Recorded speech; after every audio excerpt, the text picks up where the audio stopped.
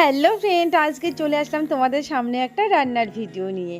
আর এই রান্নার ভিডিওটা কি বলো তো, আজকে রান্না হচ্ছে চিকেন।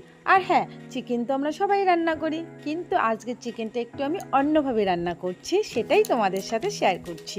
তো চলো দেখা যাক আমি কিভাবে চিকেন রান্না করি। তো আজকে যে আমি চিকেন রান্না করব এর জন্য কিছু মশলা নিয়েছি, আর মশলাটা আমি হালকা করে একটু ভেজে নিলাম, তারপর মিক্সারে করে নিলাম। তো তোমরা দেখতেই পাচ্ছ মশলাটা কত সুন্দর হয়েছে। আর হ্যাঁ, এই মশলাটা কিন্তু পুরোটাই আমি এখানে দেব না, আমি এখন রেখে দেব, কিছুটা দেব আর বাকি সব অন্য দিন ব্যবহার করব।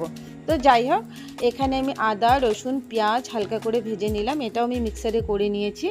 তো যাই হোক, প্রথমত আমি মাংসটাকে ভালো করে ধুয়ে নিয়েছি। আর আজকে যে মাংসটা আমি রান্না করছি এখানে কিন্তু হাফ কিলোর একটু বেশি আছে। তারপর হচ্ছে লবণ হলুদ আর মশলাগুলো যে করে নিয়েছি সেগুলো দিয়েছি, আর টক দই একটা ডিম আর হচ্ছে একটু সামান্য একটু কর্নফ্লাওয়ার দিয়েছি আর লেবু রস। ভালো করে এটাকে এখন আমি মেখে নেব, মেখে একদম আধ ঘন্টা রেখে দেব ঢেকে। তারপর কিন্তু আমি রান্না করব। আর হ্যাঁ, তোমাদের যদি আমার ভিডিও ভালো লাগে তো আমাকে একটু ভালোবাসা দিয়ে আমাকে সাপোর্ট করো আর আমার পাশে থাকো। তো যাই হোক, এখন এটাকে সুন্দর করে এখন ঢেকে রেখে দেব। তারপর কিন্তু আমি রান্না করতে চলে আসছি।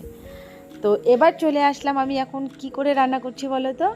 এখন এখানে একটু তেল দিচ্ছি, আর হ্যাঁ, কড়াইয়ের মধ্যে আমার আগেই একটু তেল ছিল, কারণ হচ্ছে আমি আগে একটু বেগুন ভেজে নিয়েছিলাম।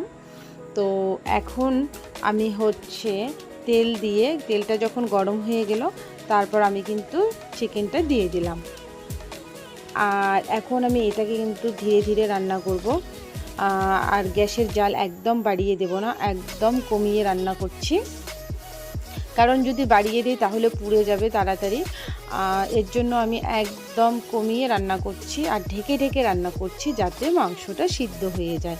তোমরা দেখতেই পাচ্ছ মাংস কালারটা কত সুন্দর হয়ে আসছে, আর হচ্ছে মাংসটা কিন্তু একদম কষান কষান হয়ে গেছে।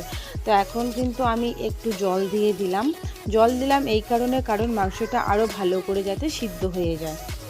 আর আমি কিন্তু চিকেন একদম ঝোল রাখছি না, একটু মাখা মাখা করব, কারণ আমার মেয়ে একদম